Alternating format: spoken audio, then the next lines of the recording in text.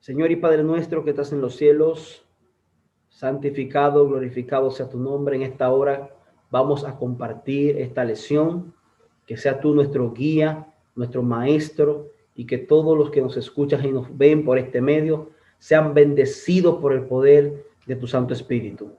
En el dulce nombre de Jesús. Amén. Bienvenidos mis amigos y hermanos. Una vez más vamos a compartir con ustedes nuestro folleto de escuela sabática Descanso en Cristo. Esta vez la lección número 4, titulado El costo del descanso. El costo del descanso.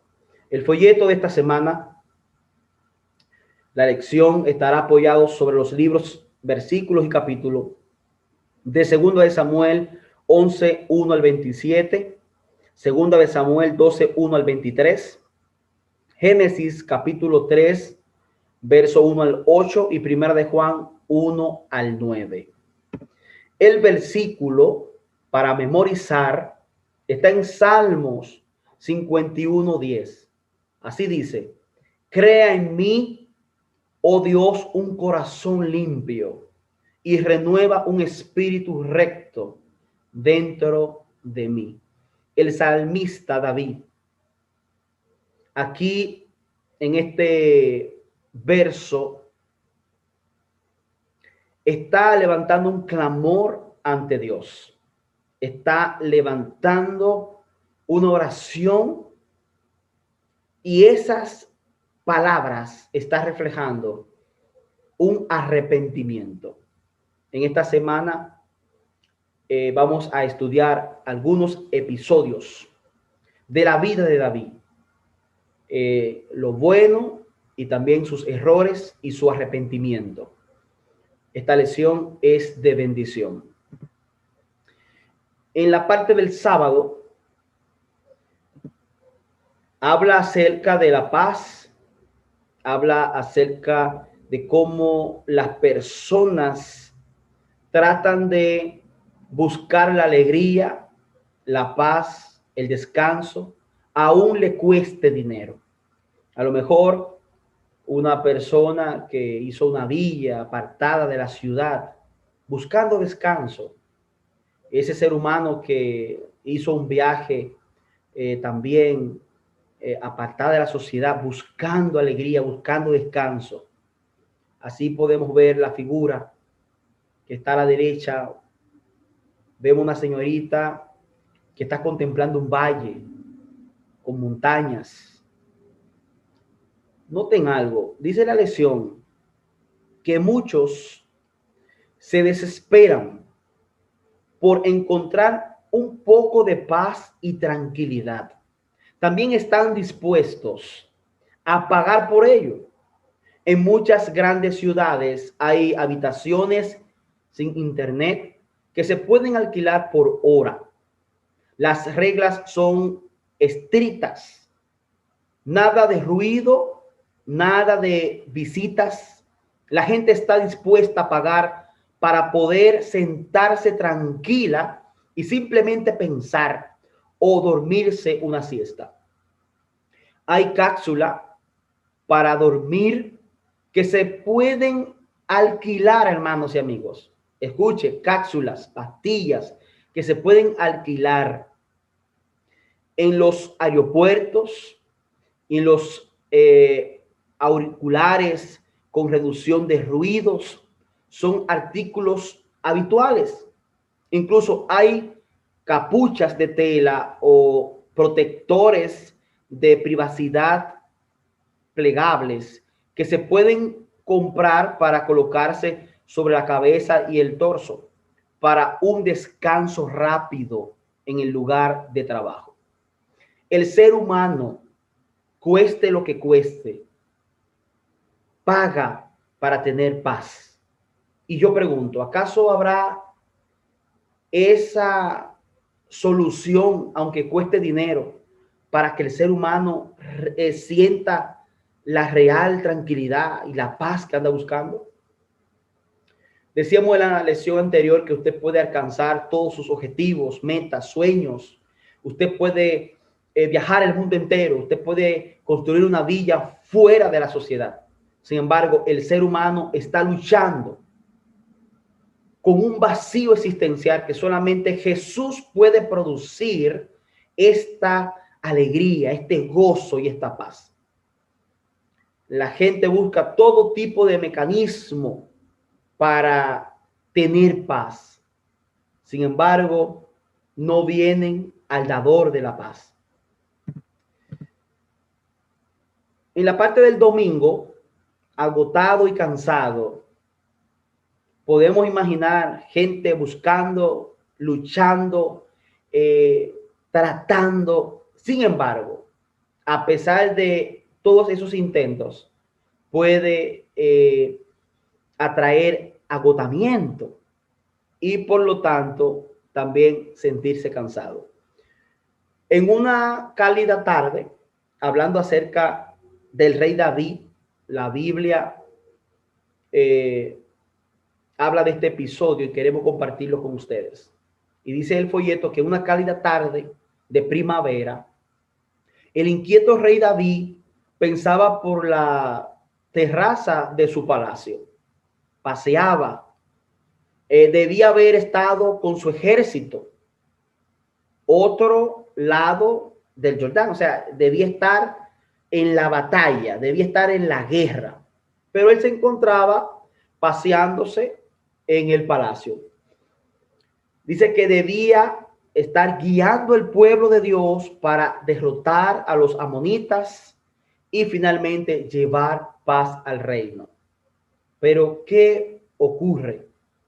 Que el estratega, el rey, el gobernante, que no solo fue escogido para, valga la repetición, para que pudiera gobernar el pueblo, también fue escogido para, a través de su obediencia a Dios, a través de él, pudiera el pueblo tener tranquilidad y tener paz. Hermanos y amigos, con tan solo una mala decisión puede cambiar toda una vida, como ocurrió en la vida de David. Y tratando, hermanos, de luchar y batallar, tratando de alcanzar nuestros objetivos, muchas veces nos encontramos agotados y cansados. David, el hecho de no estar donde debía haber estado, abrió las puertas a la tentación. Esto muchas veces ocurre cuando usted no está en el lugar indicado, ¿verdad? En el momento en el cual Dios lo escogió y lo llamó para una tarea especial. Pudiera ser, como dice aquí la lección del domingo, la puerta a la tentación llegó porque esa osadía de estar en el palacio cuando debía estar en el terreno de batalla, esto le trajo una situación que a continuación estaremos pues dándole lectura, como dice en 2 de Samuel 11, 1 al 5. ¿Qué sucedió? ¿Y qué gran pecado cometió David? Vamos a la Biblia y vamos a 2 de Samuel 11, 1 al 5. Dice, al año siguiente, al tiempo en que salen los reyes a la guerra, David envió a Joab y a sus siervos y a todo el ejército y destruyeron a los amonitas y sitiaron a Rabat. Pero David, dice la palabra, se quedó en Jerusalén. Una tarde se levantó David de su cama y se paseaba por el terrado de la casa real. Y vio desde allí a una mujer muy hermosa que se estaba bañando. David envió a preguntar por esa mujer y le dijeron que era Betsabé, hija de Elián, esposa de Urías hitita. Y David envió mensajeros que la trajeron y al llegar David se acostó con ella cuando ella acababa de purificarse de su menstruación y ella se volvió a su casa. Dice el verso 5, y ella concibió y mandó avisar a David: estoy encinta, estoy embarazada. ¿Qué situación pasó aquí? David está ocioso y se encuentra en el palacio. No estaba en el terreno indicado, no estaba en el lugar que debía estar. Estaba paseándose y en eso ve a Betsabé, esposa de Urías, el mejor, que conste, uno de los más fieles soldados fieles de David. Y esto no bastó.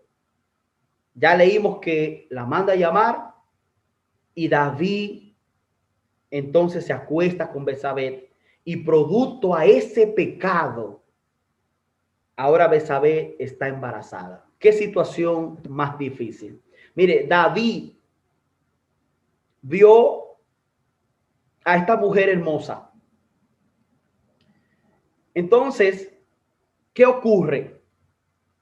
Que David le entra este deseo, este placer. Pero David tenía muchas esposas, David tenía otras esposas, pero él quería tomar una mujer casada. Y este hecho le contrajo una situación embarazosa muy fuerte. Aquí dice que los gobernantes estaban acostumbrados a hacer estas cosas, pero David, el hombre que Dios había escogido, tenía la potestad de cambiar eso. Pero él, siendo el rey, él teniendo este poder, porque el poder fuera de Dios ciega. El poder, cuando no está siendo dirigido por Dios, cuando el ser humano sale del propósito de Dios y se queda con el poder terrenal, puede hacer cosas así. Esta mujer no podía negarse, porque ¿quién podía negarle la petición a un rey?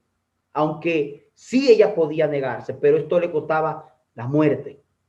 Entonces David, siendo este el rey, incurrió a esta situación. Entonces, la historia nos recuerda el hecho de que incluso como rey, óigame, él no está por encima de la ley de Dios. Porque recuerden que si David estaba como rey de Jerusalén, fue porque Dios lo había escogido. Ustedes recuerdan el relato de Saúl. Saúl, que escogido como rey, Dios lo aprobó y puso algunas tareas para él.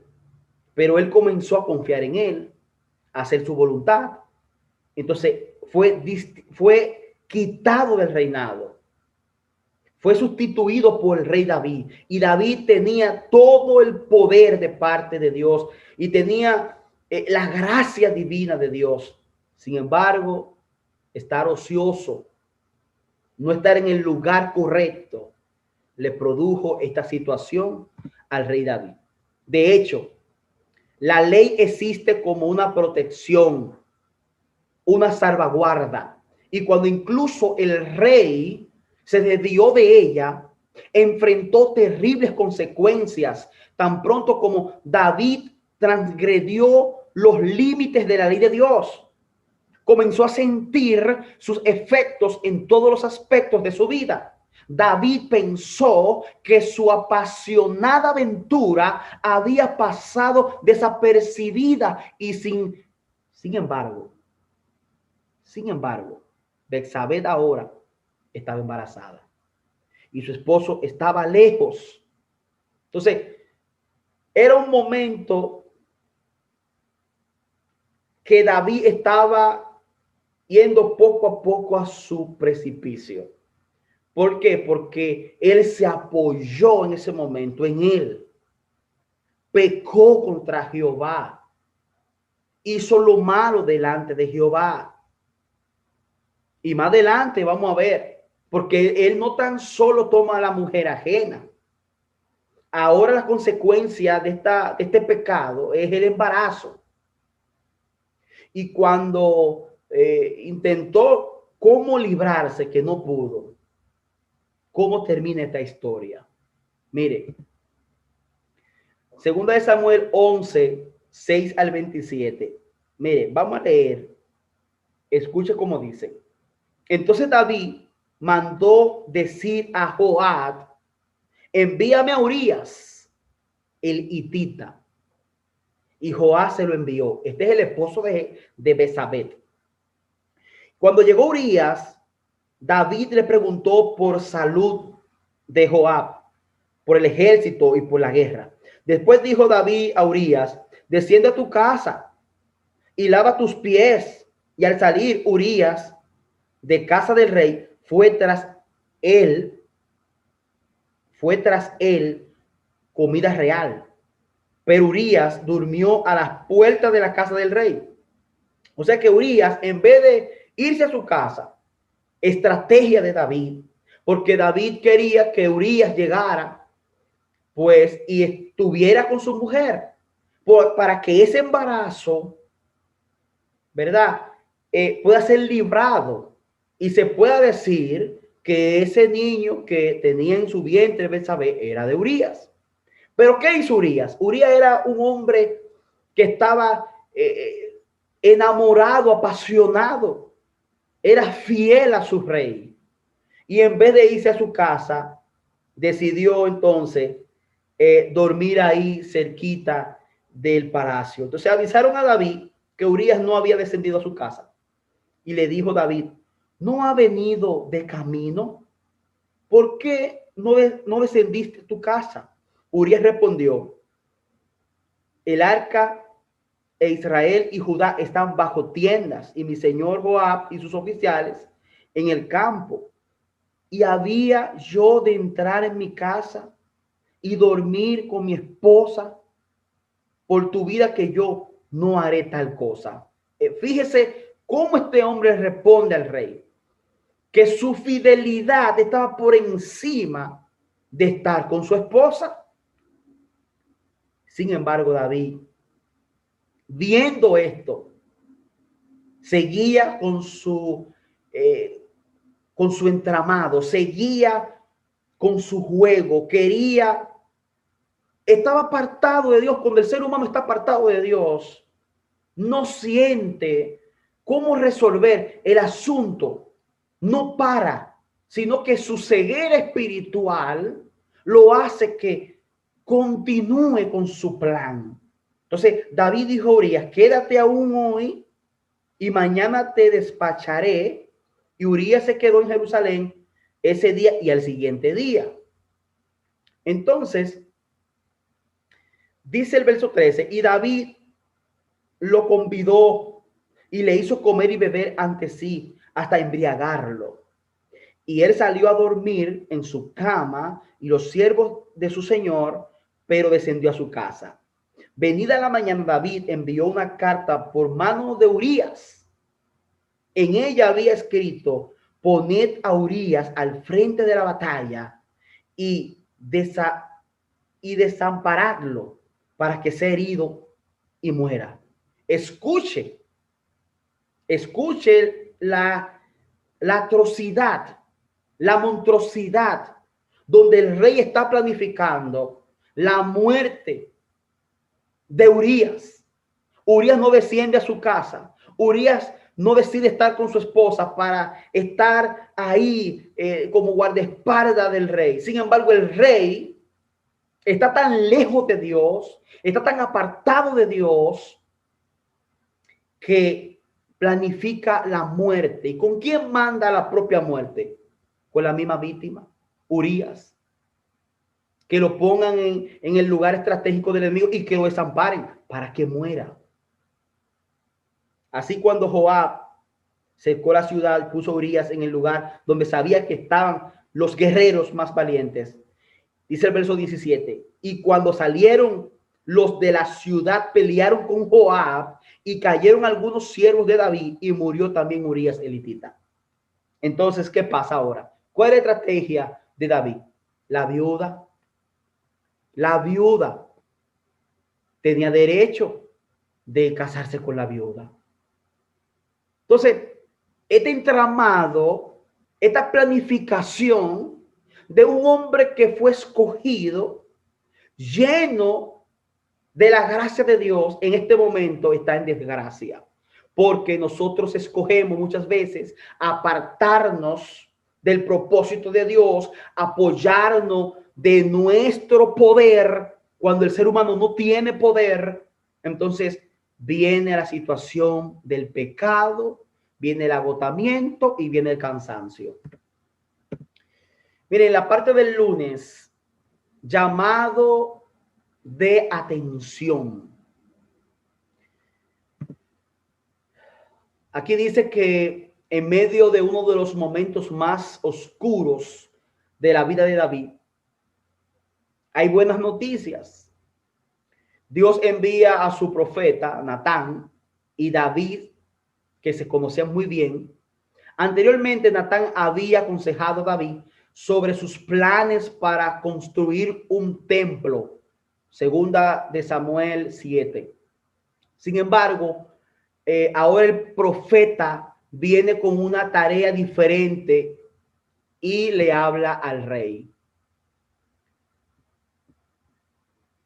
Vamos a mover un poquito el...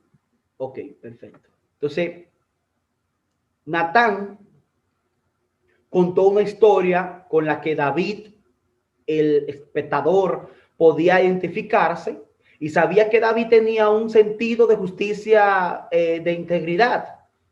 Entonces, por ende, en cierta forma, se podría decir que Natán le tendió una trampa y que David cayó directo en ella. ¿Cómo es esto? Miren, cuando David, sin haberlo, sin sentir, no sabía, pronuncia su sentencia, una sentencia de muerte. Natán le dice, cuando le cuenta la historia, que le dice del hombre que teniendo tantos ganados y que era rico y que tenía tantas cosas y que agarró la ovejita de un hombre pobre que no tenía nada, que solamente tenía esa ovejita y la tomó para sí. David de una vez dijo, este hombre es que dale muerte. Pero ¿qué pasa? Que el profeta le dice, tú eres ese hombre. Tú eres aquel hombre, según de Samuel 12:7. Hay diferentes formas de decir tú eres aquel hombre. Gritando, acusando a la otra persona y apuntándolo con el dedo directamente a la cara, o expresando preocupación y cuidado. Y las palabras de Natán debieron de haber estado mezcladas con gracia. En ese momento, David habrá sentido el dolor que Dios siente cuando uno de sus hijos conscientemente se aparta de su voluntad. Algo hizo clic en la mente de David. Algo le partió el corazón. ¿Y qué sucede? ¿Por qué David responde, pequé contra Jehová? En lugar de decir, pequé contra Betsabé o soy un homicida, como dice 2 Samuel 12:13. Pero la expresión de David es, pequé contra Jehová. El reproche del profeta conmovió el corazón de David. Se despertó su conciencia y su culpa le pareció desastrosa. Su alma se postró en penitencia ante Dios. Con labios temblorosos exclamó, pequé contra Jehová. Todo daño o agravio que se haga a otros se extiende del injuriado hacia Dios.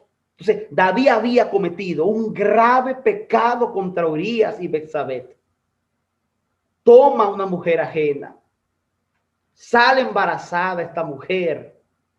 Hace todo para que el hombre Urías, que era fiel a él, allegue a su mujer. Y este hombre, por ser fiel, esto le costó la muerte. David lo mandó a matar. Él sabía que había caído hondo. Él sabía y estaba sintiendo la separación de la gloria de Dios. Y esto entonces estaba causando sufrimiento, dolor, la separación. Y así muchos de nosotros nos podemos sentir en un momento determinado cuando cometemos errores. Sentir dolor, sentir vergüenza. Miren, la parte del martes dice perdonado y olvidado. No. Dice que después de que David inadvertidamente pronunció juicio sobre sí mismo, según Samuel 12:15, 5 al 6, Natán lo confrontó con la enormidad de su pecado. El corazón de David estaba destrozado y confesó su pecado. Ahí está la clave, que no nos da el derecho de pecar deliberadamente. Pero cuando usted abre su corazón a Dios, confiesa su pecado y se aparta de él, dice que inmediatamente Natán le aseguró que Jehová había remitido su pecado, segunda de Samuel 12:13, y que lo perdonó porque abrió su corazón. Amigo, usted se ha tenido a pensar que sus pecados no son más grandes que el perdón de Dios. Si confesamos nuestros pecados a Dios, si nos arrepentimos, si nos convertimos a Dios y no hacemos más eso, usted tiene, así mismo como David, el perdón de Dios. Usted es redimido por Dios. No importa cuál sea el pecado. Mire este problema. Ahí había adulterio, muerte. Entonces David invocó a Dios, abrió su corazón, se humilló y Natán le aseguró que Dios lo había perdonado. Pero hay algo importante que nosotros debemos saber. Dice que no hay un periodo de espera para el perdón de Dios. David no tiene que demostrar que es realmente sincero antes de que se le extienda el perdón. Sin embargo, Natán, quien ya predijo la consecuencia del pecado de David, según Samuel 12:10 al 12, el profeta le declara que la consecuencia de ese pecado era que el niño no iba a nacer. El niño nacerá, pero muerto. Consecuencia de este pecado. Entonces, usted puede lidiar, nosotros los seres humanos, con las consecuencias de nuestros propios actos. Dios no perdona, pero las consecuencias tenemos que llevarlas. David hizo un acto digno. Él entró en una habitación, se separó del gobierno, de la gente, no comía, se vistió de cilicio, comenzó a llorar y a orar, a buscar a Dios para que el niño naciera con vida, porque el profeta le había declarado la sentencia. Sin embargo, aunque recibió el perdón, como dice la Biblia, como dice el estudio, las consecuencias, Dios no le iba a pasar las consecuencias. El niño nació muerto. Entonces, ¿qué significa que Dios haya quitado el pecado de David? Acaba de hacer borrón y cuenta nueva. Todos nos olvidamos de eso, pero de las consecuencias muchas veces tenemos que asumirla. Entonces, inocentes como Urías y el bebé recién nacido, que murió, David también comienza a comprender que la gracia de Dios cubrirá esto y que algún día se acabarán todas las consecuencias del pecado también. Mientras tanto, puede hallar descanso para su consecuencia tribulada en la gracia de Dios. Hermanos y amigos, hay que comprender que solamente Dios es quien puede producir en el ser humano el total descanso. Ya lo mencionado, puede alcanzar todo lo que usted quiera: el auto, la casa, la villa, el negocio, los viajes, todo lo que el ser humano se proponga. Sin embargo, aunque usted pague dinero para estar tranquilo, usted caminará con ese vacío. Y a veces se pregunta, pero tengo esto y tengo aquello, ¿por qué tengo este vacío? ¿Por qué siento esto en mi corazón? Porque es Dios. Usted necesita a Dios. Dios es quien puede llenar ese vacío. La vida toma sentido con Dios en el corazón. Entonces, cuando consideramos el costo del descanso en Jesús, primero debemos reconocer que necesitamos ayudas externas. Somos pecadores y necesitamos un Salvador, y reconocemos nuestros pecados y clamamos al único que puede lavarnos, limpiarnos y renovarnos. Cuando hacemos esto, podemos cobrar valor. Aquí hay un adúltero, un manipulador, un asesino y alguien que transgredió al menos 5 de los 10 mandamientos. Pero se humilló, abrió su corazón. Entonces, ¿qué te impide clamar las promesas del perdón de Dios? Recuerde lo que le estoy diciendo. No hay pecado, por más grande que sea, por más fuerte que sea, no hay ese pecado más grande que el perdón de Dios. Cuando el hombre siente arrepentimiento, cuando el hombre siente que abre su corazón a Dios para que Dios sea quien lo limpie, este hombre está totalmente arrepentido, no importa el pecado, Dios lo perdonará. En la parte del miércoles, titulado Algo Nuevo, después que David confesó su pecado, sin tratar de excusar, que no hay excusa, ni pasarlo por alto, a continuación rogó a Dios. Entonces, ¿qué le pidió? Vamos a leer Salmos, capítulo 51.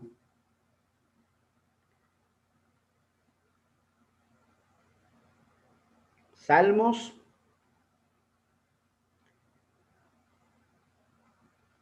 51. El versículo del 7 al 12. Y dice así: ¿qué le pidió David? David le dijo, purifícame con hisopo y seré limpio. Lávame y seré más blanco que la nieve. Hazme oír gozo y alegría, y recrearán los huesos que abatiste. Esconde tu rostro de mis pecados y borra todas mis maldades.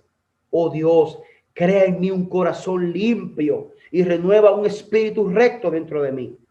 No me eches de tu presencia y no retires de mí tu Santo Espíritu. Verso 12. Devuélveme el gozo de tu salvación y sosténme con espíritu dispuesto. Qué linda oración, qué linda plegaria, qué lindo clamor. Aquí David está diciendo que el pecado nos separa de Dios, nos quita la alegría, nos quita el gozo. Y lo que más causa dolor es que el Espíritu Santo también no está. Entonces, David, ¿qué está pidiendo? Renovación.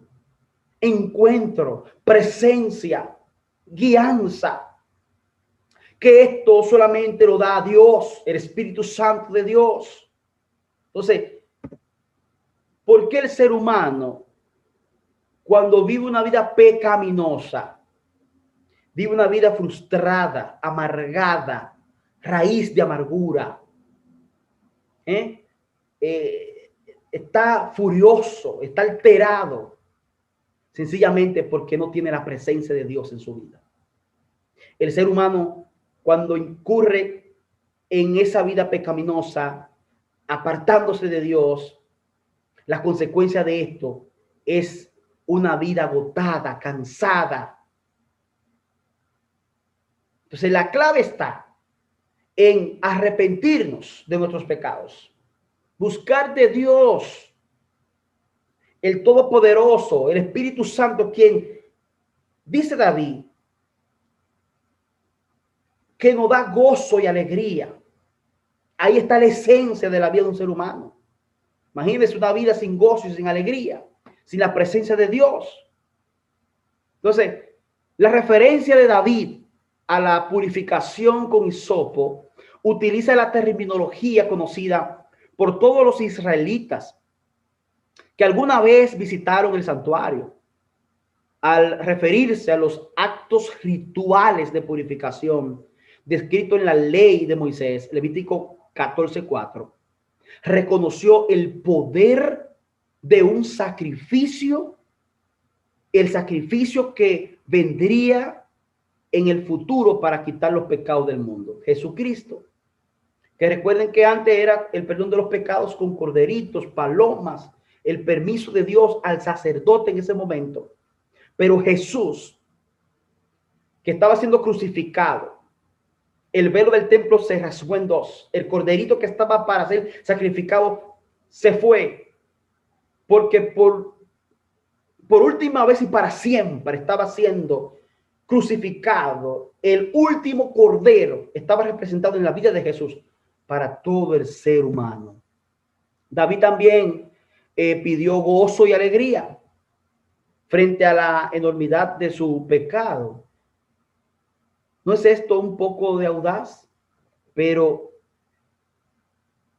David no podía vivir sin el gozo y la alegría que había experimentado cuando fue escogido como rey, y que Dios provocaba esto en su compañerismo.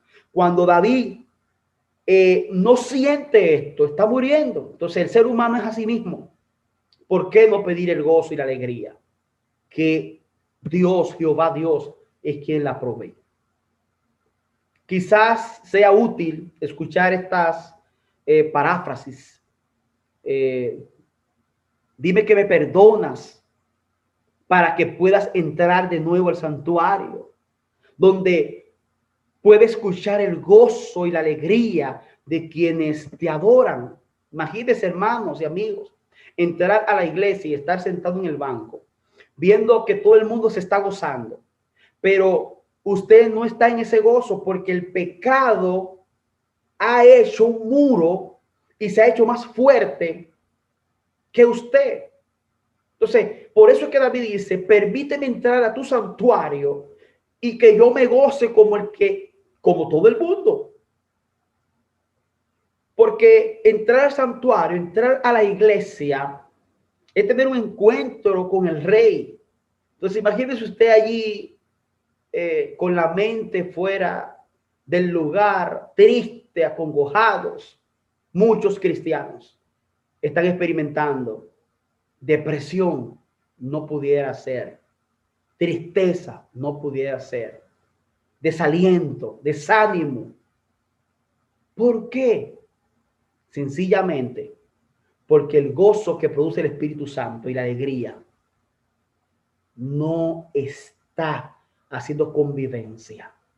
Entonces necesitamos ponernos a cuenta, arrepentirnos, para cuando entremos, como dice David, al santuario, podamos sentir el gozo y la alegría de la alabanza para Jehová Dios. Entonces David comprende que las victorias futuras no vendrán de él, vendrán solo de Dios mientras Él dependa totalmente del Señor.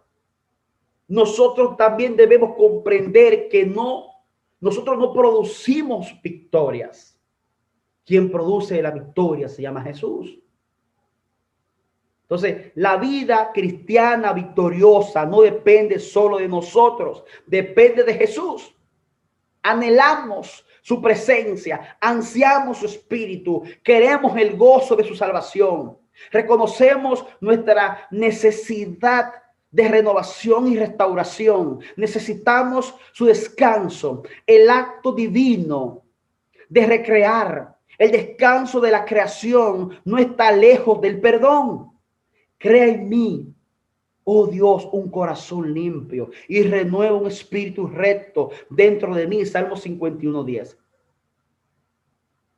Última terminología de la creación. En el Antiguo Testamento solo Dios puede crear.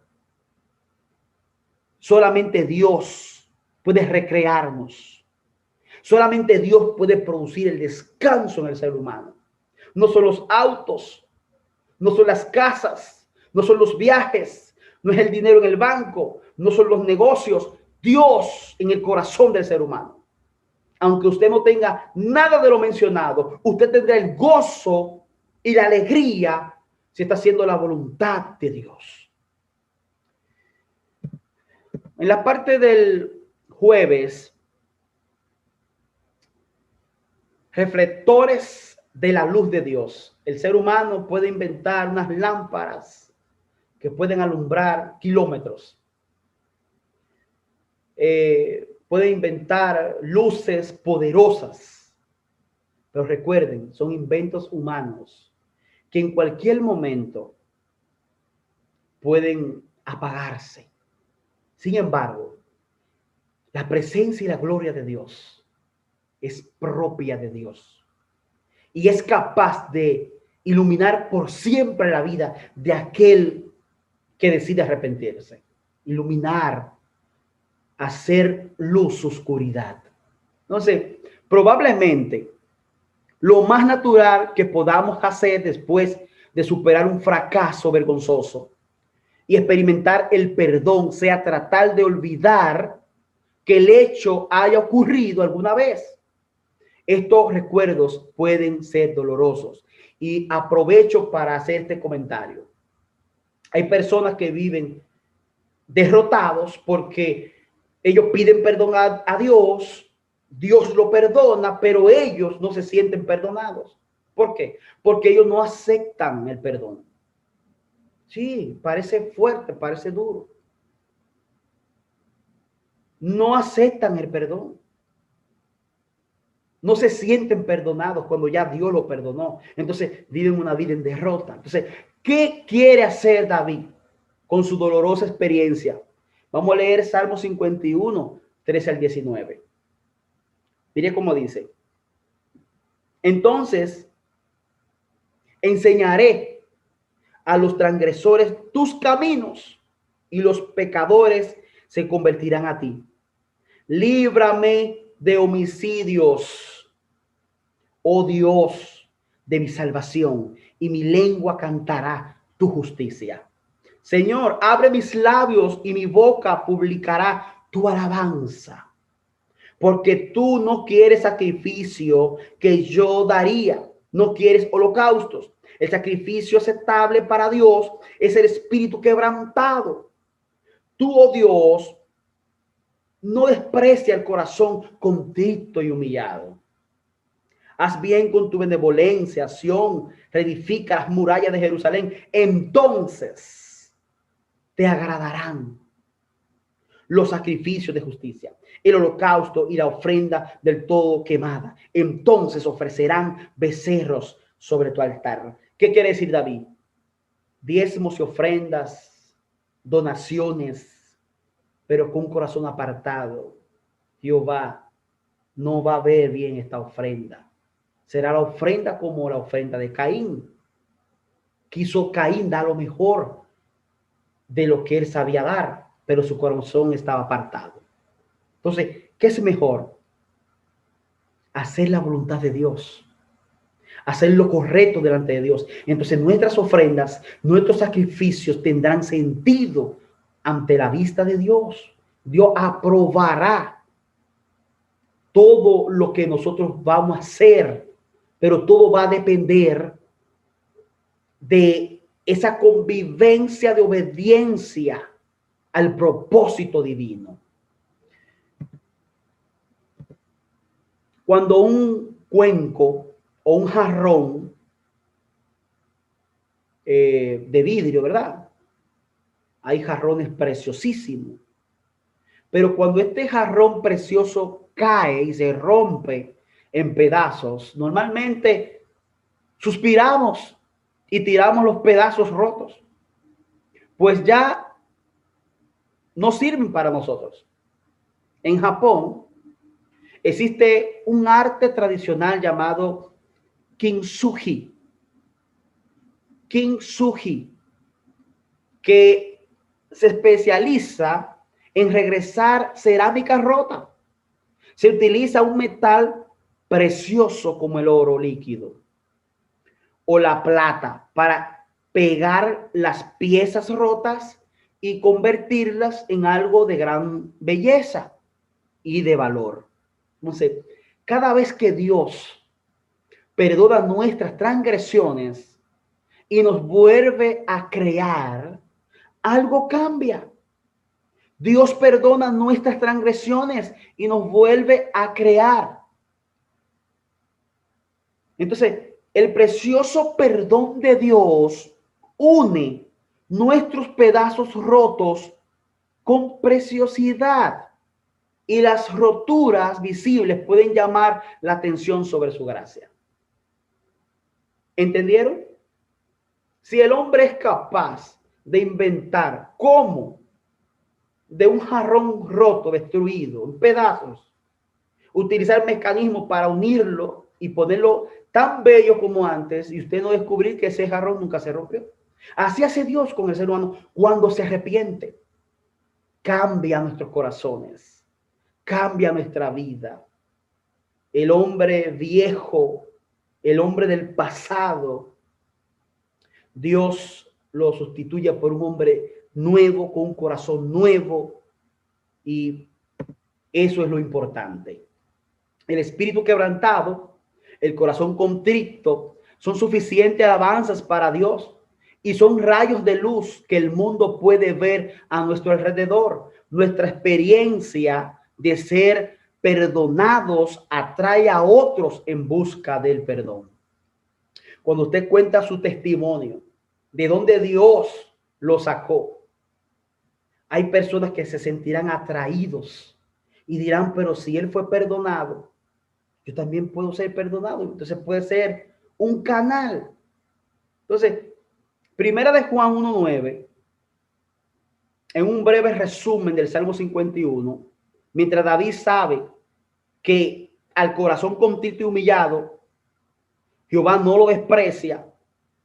Salmo 51:17, Juan lo asegura que si confesamos nuestros pecados, Él es fiel y justo para perdonarnos. Entonces, es una mezcla de confesar a Dios, arrepentimiento, humillación.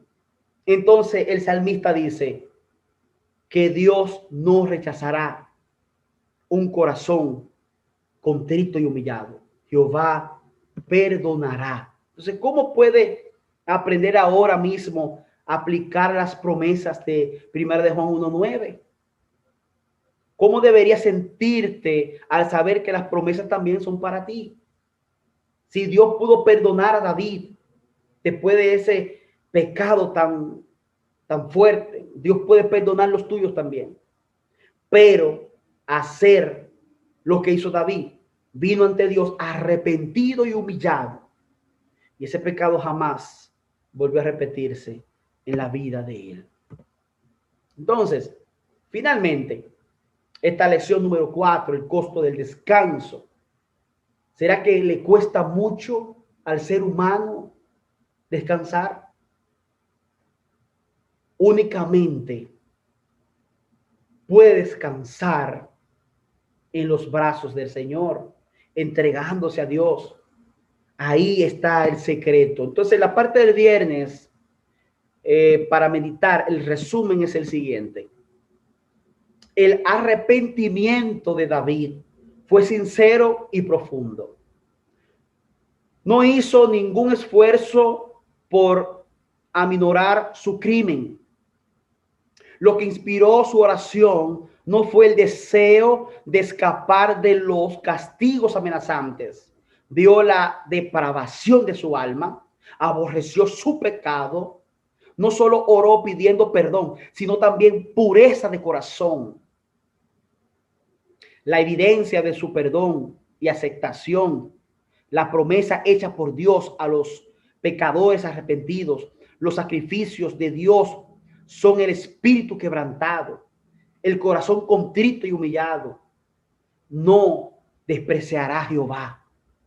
El corazón contrito y humillado. Dice, aunque David había caído, el Señor lo levantó. Este episodio en la historia de David es una de las ilustraciones más poderosas que se nos hayan dado en las luchas y las tentaciones de la humanidad, y de un arrepentimiento genuino a través de haber sido entregados, ¿verdad?, al pecado. Recordaron el arrepentimiento y la confesión sincera de David, y también cobraron ánimo para arrepentirse y procurar nuevamente andar en los caminos de los mandamientos de Dios. Quien quiera que humille su alma con confesión y arrepentimiento, tal como lo hizo David, puede estar seguro de que hay esperanza para él. Jamás, escuche bien, jamás rechazará el Señor, Jehová Dios, un alma verdaderamente arrepentida. Entonces, que la clave está, amigos y hermanos, en arrepentirnos de todo corazón para recibir el perdón de Jehová Dios. Esta es la lección número 4, el costo del descanso. En esta semana se va a analizar este estudio.